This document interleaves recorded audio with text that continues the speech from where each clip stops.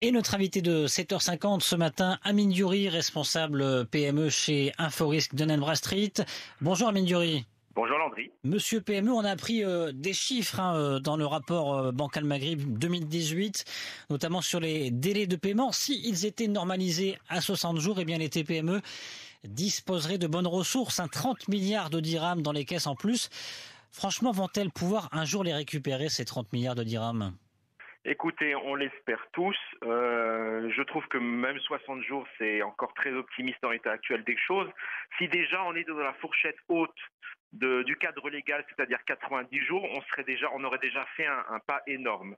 Alors, ces 30 milliards, est-ce qu'on peut espérer les récupérer ? Dans le cadre de la sphère privée, à mon avis, ça prendra encore beaucoup de temps parce que à ce niveau-là, on est encore dans les balbutiements en matière de sanctions des entreprises qui ne respectent pas la loi. Alors, il y a un an, arrivait un nouveau ministre en plein mois d'août, fin août, Mohamed Ben Chahaboun, nouveau ministre de l'économie. Il annonçait que la question des délais de paiement allait être une des priorités. On est près d'un an plus tard, Amine Diouri. Quel bilan vous faites ?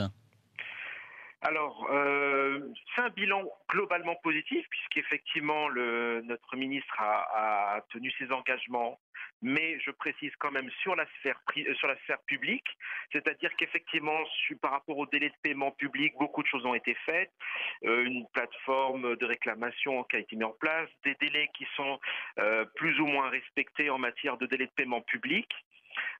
Donc à ce niveau-là, effectivement, on a vu un engagement de l'État fort et il manquait cet engagement à un moment donné et on a vu cet engagement arriver. Donc ça, c'est un signe très positif. D'un autre côté, quand on parle de délai de paiement, on ne parle pas uniquement de délai client public, mais également de délai privé.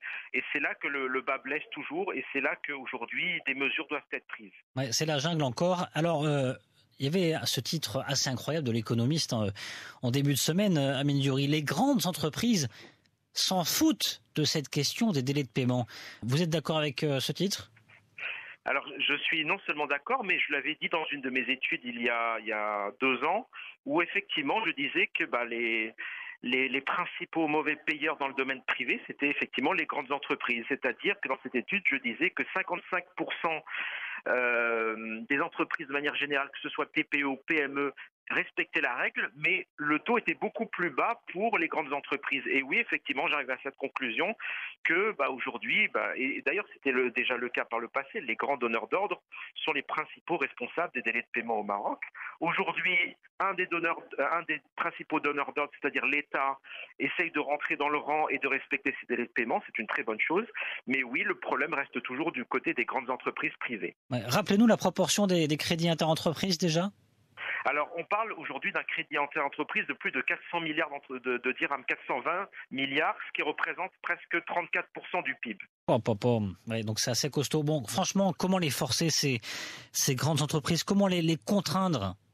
Alors les contraindre, les mesures classiques dont on entend souvent parler, c'est l'aspect communication, c'est-à-dire le name and shame. Ça peut effectivement marcher, ça marche en France. L'aspect sanction, mais qui dit sanction et amende dit qu'il y a une autorité autonome qui gère cet aspect sanction, comme c'est le cas en France avec la Direction générale de la répression des fraudes. Je rappelle par exemple que très récemment, et j'en parlais hier dans les décodeurs, EDF, par exemple, a été sanctionné avec une amende de plus de 1,8 million d'euros, ce qui n'était jamais arrivé avant. L'État veut donner un signal fort aux entreprises qui ne payent pas, il l'a fait.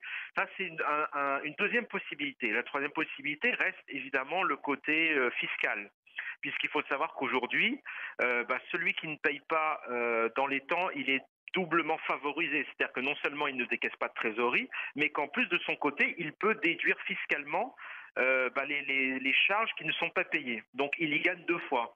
L'idée, c'est d'éliminer cette bonification dont a droit aujourd'hui le mauvais payeur. Voilà des dossiers que Mohamed Ben Chahaboun peut ouvrir dans les prochains jours, dans les prochains mois, dans notamment le prochain budget 2020 ? Alors, je viens de parler à l'instant d'aspects fiscaux. Je pense que ça peut faire partie des points qui doivent être discutés dans la prochaine loi de finances, effectivement. Et ça pourrait avoir des effets ? Écoutez, si des décisions sont prises déjà fiscalement pour éliminer ce boni et le malus qui est de l'autre côté, c'est-à-dire que celui qui n'est pas payé, il doit payer des impôts sur quelque chose qu'il n'a pas reçu. Effectivement, si on enlève à la fois le boni et le malus, ce sera déjà une bonne avancée. Bon, qu'est-ce qu'on fait, Amine Duri? On croise les doigts? Encore? Toujours? Non, là, il ne suffit plus de croiser les doigts. On a suffisamment croisé les doigts. Maintenant, on est j'espère, dans la phase action. Je pense que la prise de conscience, elle est généralisée. Tout le monde en parle aujourd'hui. Tout le monde est conscient que les délais de paiement est un vrai problème majeur de notre économie. Maintenant, effectivement, il faut passer de cette phase prise de conscience à une phase action. Le message de Monsieur PME Amine Duri, responsable communication et PME chez Inforisque de Bradstreet. À très bientôt. Merci beaucoup, à bientôt.